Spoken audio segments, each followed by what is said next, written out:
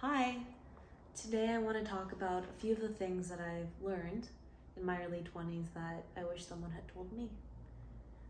The first one is the importance of building your community. I first read about how important community is in shaping your behaviors and attitudes through a book called Grit by Angela Duckworth. It talks about how once you enter an athletic team or a company, you will naturally begin to embody the values of those around you. So for example, when I started working at my firm, everybody was so hardworking. So it was no question whether or not I would also work really hard to deliver high quality work output. In a similar vein, in my personal life, I feel like all my friends are just so kind and goal oriented and work on like developing themselves as a person. And so every time I spend time with them, I think, oh, I do want to go after my passions, or I want to set goals and like actively try to reach them. Or yes, I want to go to the gym all the time because they do that too, and it's just a healthy lifestyle.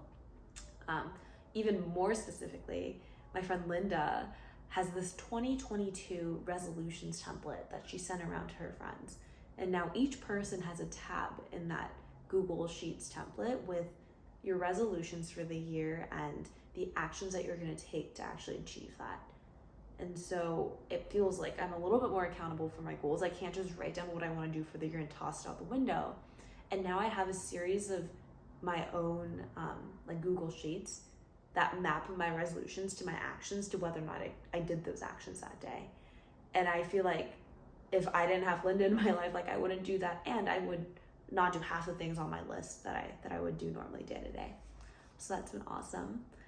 Going to the gym is now a little bit easier for me because I have a few friends where we commit to going to the gym at a specific time. And so, wow, there's a lot going on outside. Lots of honking. Anyways, so yeah, I think I can confidently say that my day-to-day is different because I've been inspired and shaped by the people around me. So that's been great. Number two, there are very easy ways to actually manage your emotions and stress. I remember when I was in high school, I was stressed out all the time. And my mom would say like, just don't be so stressed. And I would immediately react with, I'm like, I don't want to be stressed. Like, I don't choose to be stressed. Like, why are you telling me to not be stressed? And I wish I knew back then that there are literally steps you can take to manage your emotions better. Like, you're not just a stressed person. You can not be as stressed of a person as well. So a few of the things that I've done in the past year, first, if I'm feeling very overwhelmed, I just focus on my breath. And I tell myself, I'm just gonna breathe 10 times very deeply and I feel a little bit better. Second, when I feel overwhelmed by an emotion, I'll just let myself feel that emotion. Usually there's like a physical sensation that'll accompany an emotion, and I'll just focus, for example, like my chest feeling very heavy, instead of immediately trying to rationalize the emotion or ask myself like, should I even be feeling this way? Like, I just let myself feel, and then I think about it, and it's a lot easier for me to just process. And so like finding the techniques that work for you and then trying them out, I think is very, very helpful. Like I actually think that I am not as stressed as I was before because I know what works for me. The third thing that I learned in the past year is we are a lot more flexible and adaptable than you might think. I've kind of captured this across several books that I read this year, but the main thesis is there's this notion that once we are a little bit older, we're set in our ways and our character is developed, and that's kind of who we are. But even your most deeply rooted values, you can like work on shifting, and specific mindsets you can work on shifting, even if you're a lot older. So what that meant for me is like I have some values or beliefs that I think are not necessarily like the most productive. And my therapist and I go through this exercise where I just write down like all of my like beliefs and sub-beliefs, and we'll just go through and like poke holes at them. And whenever I catch myself thinking like an unproductive belief, I'll be like, no, let's think of some other examples that that prove my belief to be false. And so like you actively work on undoing like the deeply rooted value that you have. So there was one belief where I was like, this is who I am, and I think I can actually feel myself like questioning it a little bit more and like actually disagreeing with it internally.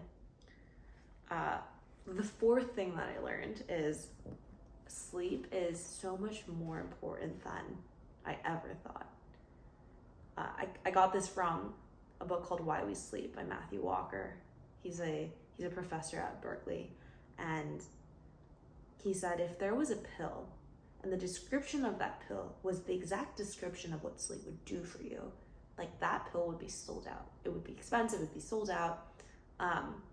And I came to the conclusion that our society really focuses on like dieting and going to the gym as a way to lead a healthy life.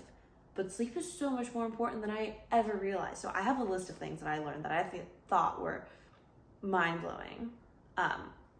So this is a list of what sleep impacts. Your ability to take in new memories, your ability to cement memories, likelihood of dementia, likelihood of cancer, likelihood of just getting sick in general, your hunger, appetite, whether you lose fat or muscle when dieting, motor skills, anxiety levels. I guess I saw that one coming. I'm more anxious when I don't sleep. Your cravings, your ability to read facial expressions and regulate emotions, like so much. And so often I remember working or going to school and putting it off. I was like, oh, I'd rather study a little bit more, or I'd rather spend time with friends. But I've noticed that when I have a very consistent and like good sleep schedule, I feel so much better. Like I think I'm happier and my mind is sharper, and I'm generally just like more upbeat. So I wish I knew that, especially in high school when I really would put school over everything. But now I know, and now I can work on sleeping more. Anyways, these were just a few of the things that I wanted to share with you this week, and I hope you have the most fantastic day, week, month, year, and I will see you soon.